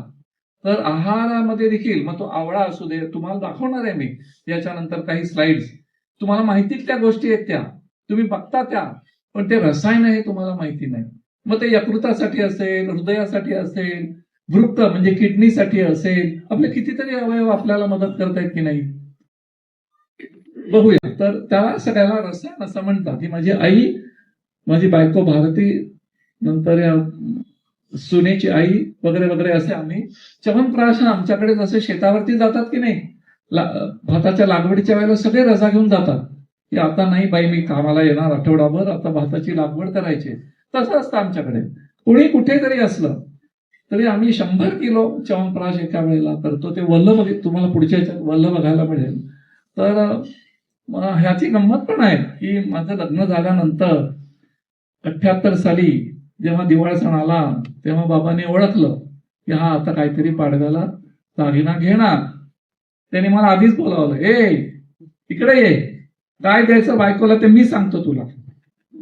आणि त्यांनी मला 100 किलोचा च्यवनप्राश करता येईल असं पातेल आणायला सांगितलं. ते दे, आयुष्यभर तुम्हाला पैसे मिळतील. मला तेव्हा लाज वाटली. मला इव्हन च्यवनप्राश केल्यानंतर तो लोकांना विकत द्यायची लाज वाटायची. अशी आपली सुरुवातीची पद्धत असते. आणि आता बघा तुम्ही, हे बघा, हे पातेलं अजूनही आहे, अजूनही आम्ही करतो. आणि त्याच्यामध्ये ज्या पुड्या दिसत आहेत हे सगळे ब्राझीलचे विद्यार्थी आहेत शिकायला आलेले. आणि जरा आधीच्या स्लाइडवर जाता येईल का? हा, हे बघा, हे जे तुम्हाला हे जे दिसत आहेत ना, ह्याच्यात औषध आहेत सगळी काढ्याची. का बरं अशी ठेवली आहेत? आधी आम्ही मोकळी ठेवायचो, पण त्याच्यात गोखरू सारखी काटेरी पण हे असतात. गोक्षुरू माहिती आहे ना तुम्हाला? त्यामुळे ती हाताला लागायची आणि जखमा व्हायच्या. मग तेव्हापासून आम्ही ती त्याच्यात घालून ठेवायला लागलो. आणि असा मस्त करायचा. मग ते आवळे असं काढ्यामध्ये छानपैकी शिजतात. जाऊया पुढे थोडं. आणि मग हा पाक करायचा. आणि मग असा जो एक प्रोग्रामच असतो तो आयुष्यात. म्हणजे इतकी मजा येते ना. मी पुढच्याच जानेवारीमध्ये माझ्या मुलीने मुंबईला बोलावलंय, बाबा इथे पण करावं च्यवनप्राश. म्हटलं करू की, चांगली गोष्ट आहे, काहीतरी तुला शिकायची इच्छा आहे असं. तुम्हाला याच्याबद्दल असं म्हणायचं आहे की का बरं त्याने आवळ्यालाच महत्व दिलं? व्हिटॅमिन सी आहे, आपल्याला सगळ्यांना लागतं ते. अगदी आपल्या शरीराच्या प्रत्येक अवयवाच्या वाढीसाठी व्हिटॅमिन सी आवश्यक आहे. अरे पण संत्री आहेत, मोसंबी आहेत, लिंब आहेत की, ती पण आहेत भरपूर. हे का निवडलं असावं? कारण 12 संत्र्यांच्या मधून जेवढं व्हिटॅमिन सी मिळतं ते एका आवळ्यात मिळतं. आणि त्यांचं हीट सहन नाही होत. आपण लोणची करतो बघा, लिंबाचं लोणचं करतो वगैरे, पण आवळा हा जरी तो आपण उकळला, शिजवला, तरी त्यातला व्हिटॅमिन सी शाबूत राहतो. म्हणून त्यांनी आवळ्याचं सिलेक्शन केलं. तर असं आणि ते स्पेसिफिक फॉर्म, याच्याकडून तुम्हाला कळतं. मला म्हणायचं असंच की प्रत्येक धातूसाठी, धातू शब्द तुम्हाला धारणात धातवहा, म्हणजे जे आपलं शरीर सोडून जात नाही. वातपित्त कफ येईल त्याचा आता याच्या पुढे. ते कसे आहे? ती एनर्जी आहे, ती शक्ती आहे, ती आपण वापरतो, ती निघून जाते मळ म्हणून, आणि पुन्हा आपण करतो. म्हणजे आपण जे अन्न खातो त्याच्यापासून त्याची निर्मिती होते. आपल्याला कसं रोज अन्न खावं लागतं की नाही? आता बघताना ते अन्न असतं आणि मग ते मळ होतं, लघवी होते, मळ होतो, घाम येतो, असं ते निघून जातं आपल्या शरीरातून. पण मग आपलं शरीर बनलंय कशाचं? येतो शब्द पुढे, दोष धातू मल, 3 भाग.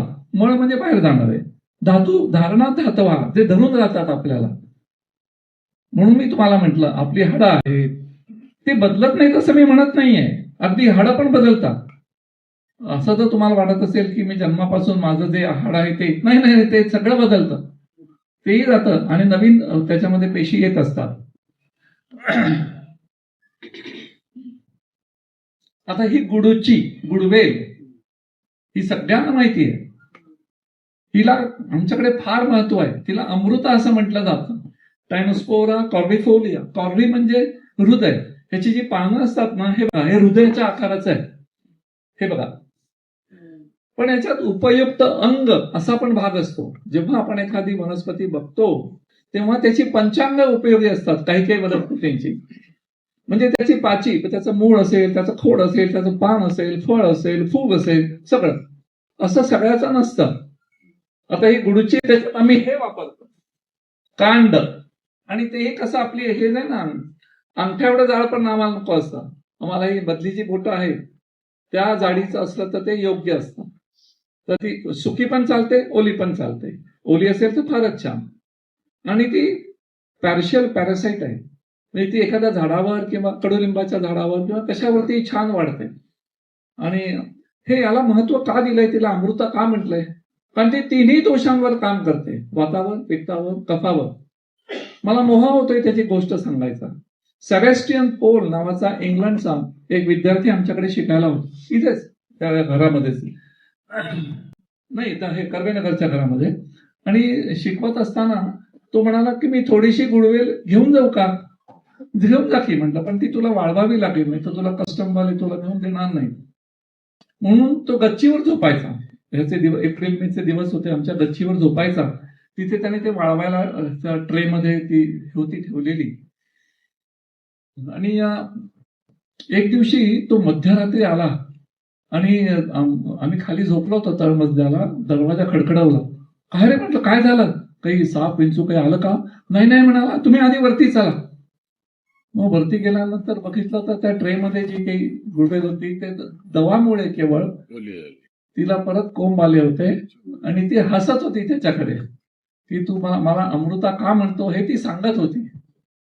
आणि दुसरा भाग असा की आमच्या झाडावरती ती खूप वाढली होती, ते झाड बिचारं हे व्हायला लागलं म्हणून आम्ही ती तोडली आणि औषधाला वापरायला घेतली. थोडासा अगदी जो टॉपला भाग होता तो काही तोडता आला नाही, तर तिकडनं पुन्हा सगळी ती गुडवे लागली जमिनीमध्ये गेली.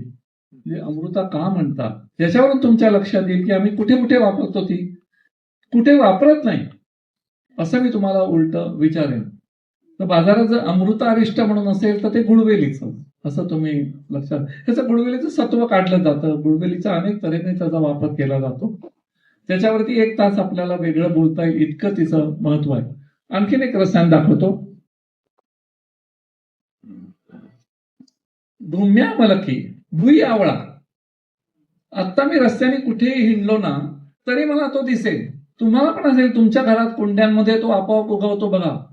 प्रत्येक कुंड्यांमध्ये हा उगवतो बरं का.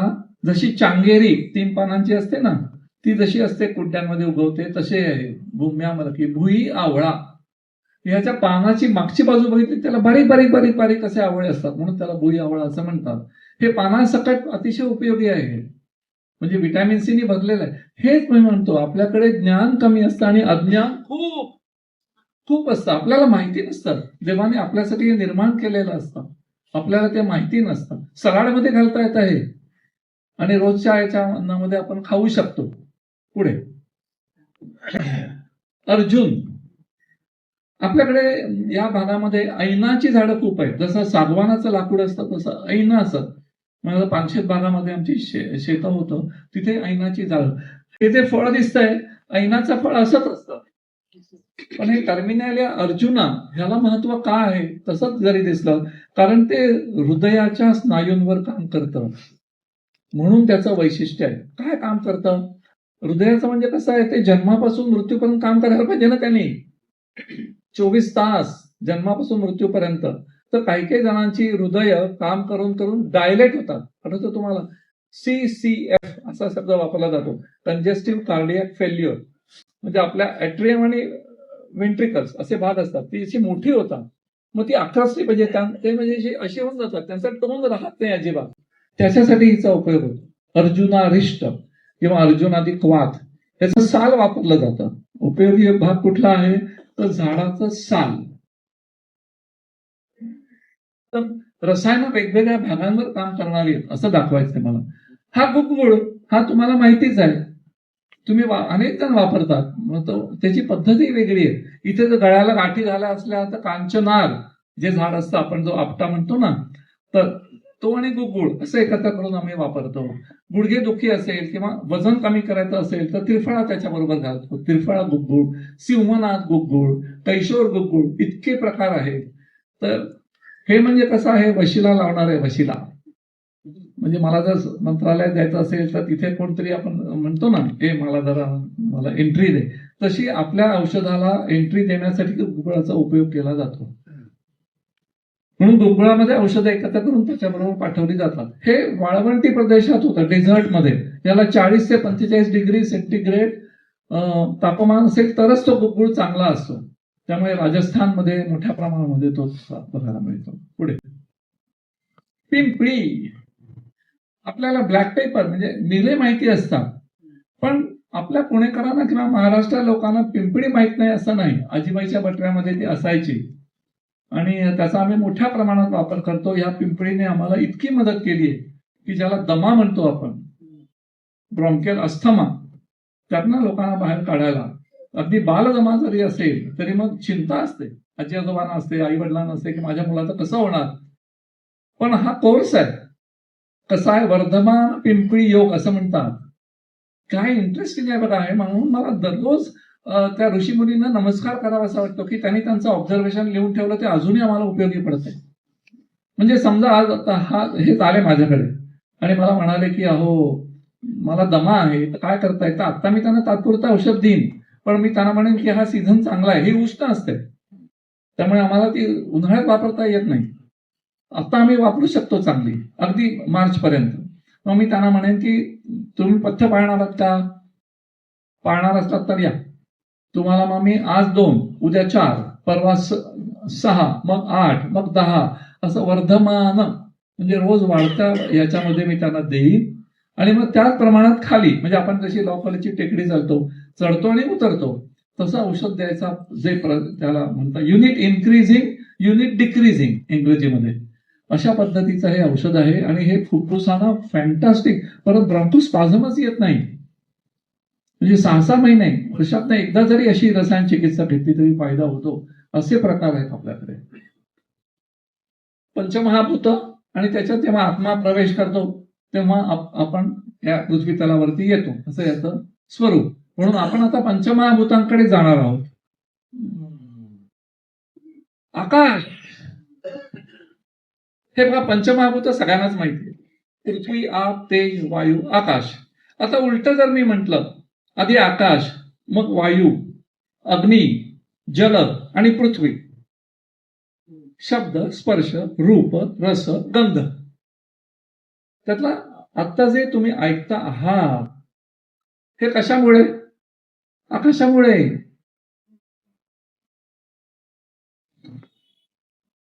कानात मोठं घाला जरा, कानात मोठं घाला. आता तुम्हाला ऐकायला येतंय का? आता ऐकायला येते का? कानात होतं. तेव्हा आपल्या इथे आमच्याकडे अशी लोक येतात की ते दुर्लक्ष करतात आणि मग कानातला मळ देखील काढत नाहीत आणि मग त्याच्या गाठी होतात. मग आम्हाला त्याच्यात तेल घालून ते मऊ करून मग त्याच्यानंतर तो काढावा लागतो, ज्याला मॅक्स असं आपण म्हणू, अशा पद्धतीचं. तेव्हा आकाशाचं महत्व मी आधी तुम्हाला हे द्यायच्या आधीच सांगतो. हे आधी पुढे पण येऊया, कारण आकाश म्हणजे पोकळी की, पण आमची सगळी प्रॅक्टिस पोकळीवर चालते. आम्हाला जे पैसे मिळतात ना पेशंटच्याकडून ते त्याचं आकाश बंद झालेलं असतं, ते आम्ही मोकळं करतो, त्याचे तो पैसे देतो. इतकं महत्व आहे. आता समजा मी निघालोय प्रवासाला, शिवनेरीत बसलोय, माझ्या बाजूची सीट रिकामी आहे, तर मला किती आनंद होतो. आता कोणी नाही आलं तर बरं होईल, माझी बॅग मी ठेवतो, हात पण ठेवू शकतो मी असा. समजा मी आता विमानातनं जातोय, सहसा आपण इकॉनॉमिक क्लास मधनं जातो. अगदीच काही असेल, मुलांनी तिकीट काढून दिलं असेल तर बिझनेस क्लासने जातो. त्याच्याही पुढे एक फर्स्ट क्लास म्हणून पण असतो म्हणे. काय पैशाचा बघितला तर समजा 1,000 रुपये किंवा $1,000 तिकीट असेल इथून अमेरिकेत जाण्याचं इकॉनॉमीचं, तर याचं 3,000 असतं म्हणे बिझनेस क्लासचं, आणि याचं 5,000. विमान तिथेच जातं सगळ्यांना घेऊन, त्याच जागी जातं. पण इथे 3 सीट असतात, बिझनेस क्लासमध्ये 2 सीट असतात, फर्स्ट क्लासमध्ये 1च सीट असते. आणि फर्स्ट क्लासमध्ये मी पाय लांब करतो की नाही, आणि बिझनेस क्लासमध्ये आणखीन काहीतरी करतो. अवकाश, स्पेस, आकाशाचं सांगतोय, आकाशाची किंमत सांगतोय तुम्हाला.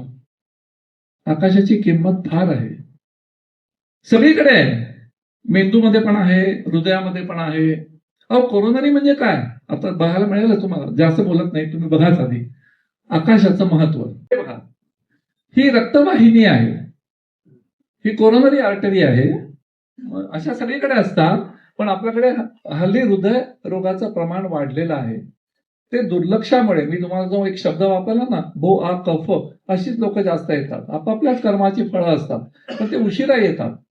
आणि मग यांनी व्हायचं कोणी? हे हृदय आहे. त्याला जर रक्तपुरवठा नाही झाला तर काय होईल? बघा बरं इथे काय झालंय. ही रक्तवाहिनीचा आतला भाग आहे, हे असं रक्त व्हायला पाहिजे, पण त्याच्यामध्ये आपण जे काही पदार्थ खातो आवडीचे, म्हणजे फ्राईड म्हणा जास्त, किंवा ज्याला मी काय म्हणायचं त्याला त्याला शब्द आहे एनिवे, पण हे असं साठत राहतं इथे. असं साठत राहिलं की जागा हळूहळू किती कमी होते बघितलेत का तुम्ही? आणि मग एक दिवशी मी हे कसं करून एकदम त्याला अटॅक येतो आणि तो कोसळतो की हो खाली. पण ते जरी असलं तरी त्याच्या आधी अनेक दिवस ही प्रक्रिया चाललेली असते. आपल्याला मध्ये मध्ये काहीतरी जाणवतं, सिंकोप म्हणतात तसं, त्याला कधीतरी चक्कर येईल. शरीर सांगण्याचा प्रयत्न करत असतं. ऑफिसमध्ये काम केलं नाही तर मेमो कसा मिळतो? बॉस बोलावतो, आधी तोंडी सांगतो, नाही तर मग फर्स्ट मेमो, सेकंड मेमो, आणि मग नंतर गुल घरीच बसायचं. मग तसं होतं ते आपलं. हे आकाशाचं महत्व तुम्हाला अनेक ठिकाणी आहे. तुम्ही आता बघाल तेव्हा तुमच्या लक्षात येईल. मी जे म्हणतोय ना की तुमच्या शरीरातलं आकाश चांगलं असलं तर तुम्ही चांगले आहात. बघा बरं आता हे बघा, हे हे काय माहितीये का तुम्हाला, आपले जे पाठीचे मणके त्याच्यात उशा असतात, ज्याला आपण इंटरव्हर्टिब्रल डिस्क असं म्हणतो. आणि हे काय आहे, आपला जो पाठीचा मणका आहे त्यातनं ह्या अशा सगळ्या नर्व्स येत असतात. त्यांचं काम चांगलं व्हावं, आपण कधी कधी उड्या मारतो, चढतो, हे करतो. हे करत असताना कुशनिंग व्हावं याच्यासाठी ते असतात. पण त्याच्यात दुर्लक्ष झालं तर ही जी काही डिस्क आहे ती बाहेर येते. आलं स्लिप डिस्क असं आपण ज्याला म्हणतो ना, तशी आली. इथे आलं की काय झालं, हिच्यावरती प्रेशर येतं. असं प्रेशर झालं की मग आमच्याकडे लोक येतात, डॉक्टर मुंग्यात आहे तो पायापर्यंत, इथून दुखतंय, जर आपण सायटिका म्हणतो किंवा काय, हे कुठेही होऊ शकतं. तर हा भाग इथे काय झालं मग, स्पेस ऑक्युपाइड लिजन, SOL असं आम्ही इंग्रजीमध्ये म्हणतो त्याला, स्पेस ऑक्युपाइंग लिजन. आकाशाला अडथळा निर्माण झाला. पुढे हे काय, पित्ताशय आहे. पित्ताशय आपलं जे राईट आणि लेफ्ट लोब याच्यामध्ये गॉल ब्लॅडर आपण ज्याला म्हणतो, सो त्याच्यामध्ये पित्त खरं म्हणजे नैसर्गिकरित्या यकृतामध्ये जे काही बाईल होतं ना निर्माण, ते 10% कॉन्सन्ट्रेट केलं जातं. 10 पट, टक्के म्हणण्यापेक्षा 10 पट ते कॉन्सन्ट्रेट केलं जातं. आणि मग आपलं अन्न जेव्हा डिओडिनम मध्ये येतं त्यावेळेला ते रिलीज केलं जातं. पण काही कारणांनी ते दगड होतात त्याचे. आणि मग हल्लीची चिकित्सा तुम्हाला सगळ्यांना माहितीच आहे, कोलेसिस्टेक्टॉमी, म्हणजे तो पित्ताशयच काढून टाकला जातो. दगड बिगड काढायचा, कारण तो ह्याच्यात हे काय बघितलं का काय होतं, समजा एखादा दगड इथे आला, इथे असा आला, तर मग तुम्हाला कावीळ होऊ शकते किंवा तुम्हाला इमर्जन्सी ऑपरेशन करावं लागतं. पण तुम्हाला एक हळूच इन टू ब्रॅकेट सांगू इच्छितो की हे केवळ पित्ताच्यामुळे होतं असं नाही, याचा मनाशी संबंध आहे. तुम्ही तर खूप चिंता करत असाल, तुम्ही तर स्ट्रेसमध्ये असाल. म्हणजे स्ट्रेस कोणाला नसतो. मी नातवंड बघतोय माझी 3 वर्षाची, त्यांना पण विशिष्ट वेळेला शाळेत पोहोचण्याचा स्ट्रेस असतो. पण तो इकडनं येऊन तिकडनं सोडता आला पाहिजे आपल्याला. म्हणून मी म्हणतो स्वार्थी स्व अर्थ, म्हणजे आपल्याला त्रास करून घेऊ नका. तुमचा फायदा आहे का तुमच्या जवळ ठेवून, मग धरा ना, मग धरून बसा. पण ही सवय असते काही लोकांची, नसला तरी आणून ते काळजी करत बसतात. अगदी वयानुसार होत आहे हल्ली हे, की आपण जर कोणाला वेळ दिलेली असेल, म्हणजे मुलाने सुनेनी, आणि ती वेळेवर आली नाही की सुरू काय झालं तर पण त्याने आपल्याला त्रास होऊ शकतो. तर हे खडे चिंता, शोक, भय, क्रोध याने होऊ शकतात, हे तुम्हाला मी सांगू इच्छितो. पुढे हे खरं म्हणजे गर्भाशय आहे. आपल्याकडे नावं किती छान आहेत बघा. युटरसला गर्भाशय, द हाऊस ऑफ बेबी असं म्हटलेलं आहे. हे बघा, हे रिट्रोव्हर्टेड, हे सर्व्हिसचं तोंड आहे, त्या फॅलोपियन ट्यूब्स आहेत, आणि हा रिट्रोव्हर्टेड, अँटीव्हर्टेड अशा पद्धतीने असतो. ते गर्भाशय आहे हा. पण इथे काय झालंय बघितलं का तुम्ही, ह्याला फायब्रॉइड म्हणतो आपण. हे मल्टिपल फायब्रॉइड्स आहेत. ते कधी कधी बाहेर होऊ शकतात, कधी कधी त्याच्यात होऊ शकतात, किंवा मधल्या पोकळीतही होऊ शकतात. मग कसं काय दिवस राहणार. तेव्हा पुन्हा एक आकाशाचा प्रश्न आला. अजून 4 महाभूत आहेत आणि मग पुढे अजून बरंच आहे, पण मी तिथे जात नाही. थोडस वेगळा विषय मांडतो.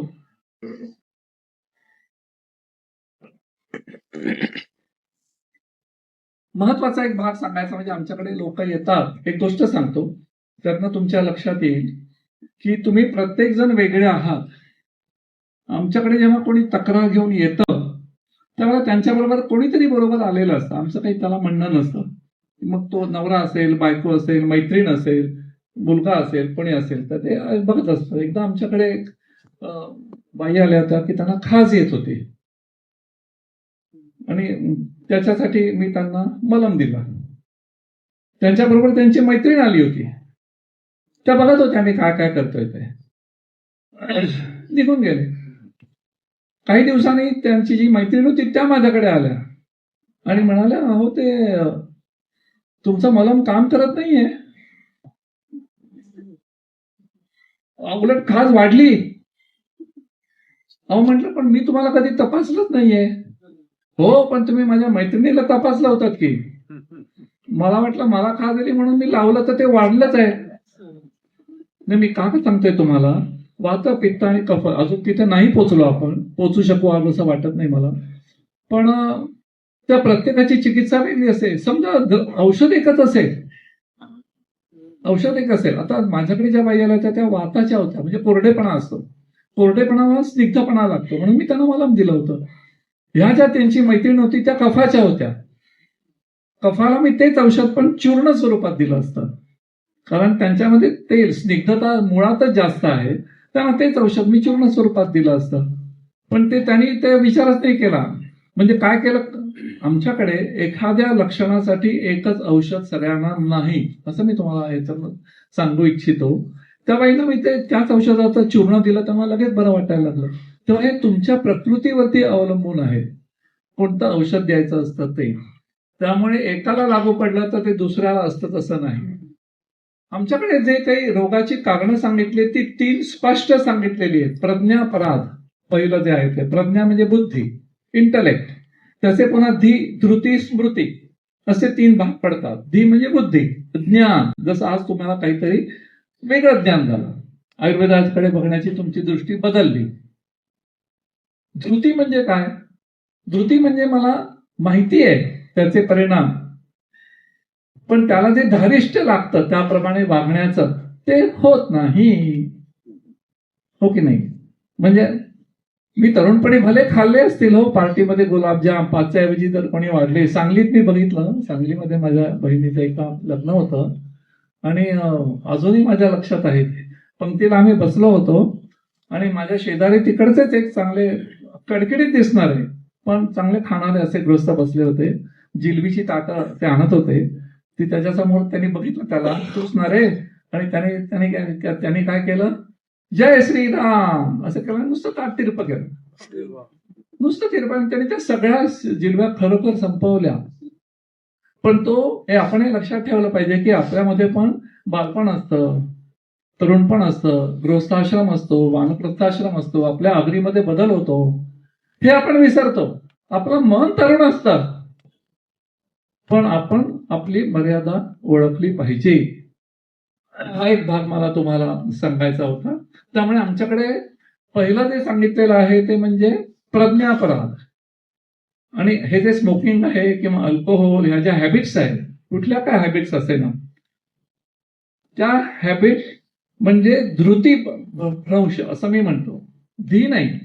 धी म्हणजे तुम्हाला ज्ञान आहे की त्याने वाईट परिणाम होतात, पण तुमच्याकडे ते धारिष्टच नाही की मला ज्ञान असून ते मी पाळेन आणि म्हणून मग ते रोग होतात.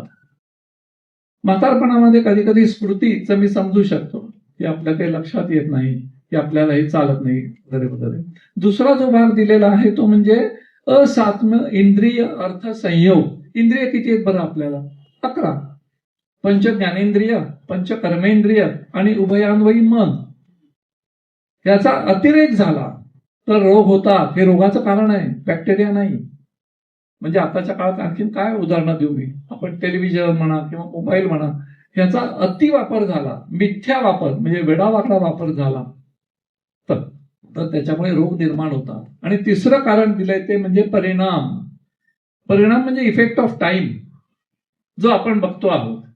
आता कॉन्स्टिपेशन, मलावष्टंभ काळानुसार जर होत असेल आपल्याला, कारण आपल्याला कोरडेपणा येतो वयानुसार, तर मग काय करायला पाहिजे? काय कायम चूर्ण घ्यायचं का त्रिफला? अरे तुम्ही वेडे आहात का? औषधांवरती उडी मारू नका. आज तुम्हाला अर्धा चमचा चालतंय, पुढच्या महिन्यात 1 चमचा, त्याच्या पुढच्या महिन्यात 1.5, आणि मग 2 घेतले तरी काहीच नाही. एकदम जाऊ नका त्याच्यावर. तुम्ही एखादं केळं घ्या, ते कापा, त्याच्यावरती तूप होता ते खाऊन बघा. काळ्या मनुका घ्या, त्या भिजत घाला, त्या फुगल्यानंतर त्या खाऊन बघा. असं काहीतरी करून बघा ना. दूध घ्या गरम, त्याच्यात 1 चमचा तूप घाला किंवा तेल घाला, ते घेऊन बघा.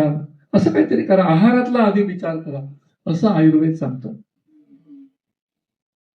आता एक शेवटचा मुद्दा मी मांडतो आणि मग आज थांबतो. जर तुम्हाला उत्सुकता असतील तर त्याने बोलावलं तर मी पुढचा भाग परत कधीतरी सांगेन. तर अभ्यंग या एक मुद्दा मी मांडू इच्छितो. अभ्यंग म्हणजे तुम्हाला माहिती आहे तेल लावणे. तर त्याचा दिनचर्येत समावेश आहे. अभ्यंगम आचरेत नित्यम, रोज लावावं असं म्हणतात. तो त्या काळात, हो त्या काळामध्ये ते रोज लावत होते. आता आपल्याला नाहीये. पण का लावावं? अभ्यंगम आचरेत नित्यम स जरा श्रम वातः. जरा म्हणजे म्हातारपण. म्हातारपण म्हणजे आपल्याकडे नका बघू 60-70 कडे. अहो हल्ली लोक 40 नंतरच म्हातारे होत आहेत. त्यांच्यामध्ये ती लक्षणं दिसत आहेत. त्यांना खूप रंगवावं लागतं. विविध तऱ्हेच्या कंपन्या आहेत की त्याच्यामुळे त्यांना ते म्हातारपण नाही, मी तरुणच आहे असं दाखवता येतं. तर जरा श्रम म्हणजे दोन्ही आले, मानसिक आले आणि शारीरिक पण आले. आणि वात म्हणजे नर्व्हस सिस्टीम. आपण नाही गेलो तिथे अजून, पण लक्षात घ्या, वात म्हणजे ऍक्टिव्हिटी. आपल्या शरीराच्या ज्या काही ऍक्टिव्हिटीज आहेत त्या सगळ्याचा संबंध म्हणजे नर्व्हस सिस्टीमशीच आला. की मी हात हलवतोय तो काय हातामुळे नाही हलवत आहे, मेंदूमुळे हलवतोय मी. नाही तर हात असूनही मला हलवता येणार नाही, बोलता पण येणार नाही. त्या सगळ्याचा कंट्रोल जो आहे तो वात म्हणजे नर्व्हस सिस्टीमशी संबंधित आहे. तर ह्या सगळ्याचा कंट्रोल अभ्यंगाने राहतो. म्हणून मी तुम्हाला जाताना आता काय सल्ला देईन, तुमचा मित्र कोण? स्नेह. मग ते कुठलंही असो, तेल हा तुमचा मित्र आहे. त्याला आता जवळ करा. निदान जानेवारी अखेरपर्यंत, जोपर्यंत थंडी आहे तोपर्यंत जवळ करा. सुश्रुताला माहित होतं, हे चरकांनी लिहिलं ना, अभ्यंगम आचरेत नित्यम. सुश्रुत म्हणतो की जर तुम्हाला रोज सगळ्या अंगाला लावता येत नसेल, शिरश्रवण पादेषु, त्यांनी मग शॉर्टकट दिला. शिर म्हणजे डोकं, श्रवण म्हणजे कान, आणि तळपाय याला तरी लावा. तर तसं जर तुम्ही करून बघितलं, समजा झोपताना तुम्हाला जर अगदीच भारी काहीतरी वाटत असेल तर जरा पैसे खर्च करा, बदामाचं तेल आणून ठेवा आणि झोपायच्या वेळेला चेहऱ्याला लावा. ते नसेल तर तिळाचं लावा. औषधीच पाहिजे असं काही नाही, साधी बेसिक तेलही चांगली असतात. मोहरीचं तेल ह्या काळामध्ये चांगलं असतं. जर तुम्हाला जास्त थंडी वाजत असेल तर तुम्ही छातीला आणि याला मोहरीचं तेल लावलं तरी चालेल, पण तेल लावा. तेलाचा तुम्हाला खूप उपयोग होईल. तुम्हाला आश्चर्य वाटेल की परम औषध कोणतं. परम म्हणजे आपण परमेश्वर म्हणतो की नाही, सुप्रीम. वाताचं तेल, पित्ताचं तूप आणि कफाचं मध, ही परम औषधं आपल्याकडे सांगितलेली आहे. तुम्ही शांतपणाने यावेळी ऐकून घेतात याबद्दल धन्यवाद. चालणार आहे का? चालेल. आपल्याला आयुर्वेदाविषयी जरा थोडं ज्ञान कमी असतं, कारण आपण इतकं ॲलोपॅथी वापरत असतो की आयुर्वेदाकडे आपलं खरं सांगायचं लक्षच जात नाही. साधे साधे उपाय असतात पण आपण ते करत नाही. त्यांनी आत्ता जसं सांगितलं ना, तुम्हाला बद्धकोष्ठ झालं तर केळं आणि त्याच्यावर तूप वगैरे घालून खा. आपण कधीच नाही करत ते. आपण नुसतं केळं खाऊ पण त्याच्यावर तूप घालून खाणं हे पण महत्वाचं आहे. हे आपल्या लक्षात नाही. अशा साध्या साध्या गोष्टी आयुर्वेदात म्हणजे अर्थात या पूर्वापार चाललेले आहेत. आपले म्हणजे पूर्वी आजीबाईचा बटवा वगैरे असं काहीतरी म्हणायचे ना, की हे द्या काढून, त्या आजी काढून द्यायच्या. आपण आज सुद्धा घरातल्या अशा आपल्या आजी आजोबांना किंवा म्हणजे आता आमच्यासारख्या वयस्कर लोक काही काही औषधं अशी माहिती आहेत की जी घेतली की आपल्याला पटकन बरं वाटतं. पण आपला विश्वास हे पण त्यांनी सांगितलं असतं की आपलं मानसिक हे त्याच्यावर पण खूप गोष्टी अवलंबून असतात. त्यामुळे थोडी माहिती आपण नक्की करून घेतली पाहिजे. आणि छोट्या छोट्या गोष्टींवरती जर आपण गेलो तर आपल्याला फार त्याचं काही पुढे जावं लागणार नाही किंवा रोग एखादा होणार नाही वगैरे, असं हे अगदी करेक्ट आहे. ते त्यांनी बरंचसं खूप छान समजून सांगितलं. त्यामुळे आत्ता नक्की असं वाटलं की हा पण थोडासा अभ्यास आणि माहिती करून घेतली पाहिजे. हे त्यांनी आज खूप आपल्याला छान रीतीने समजून सांगितलं. त्याबद्दल धन्यवाद आल्या.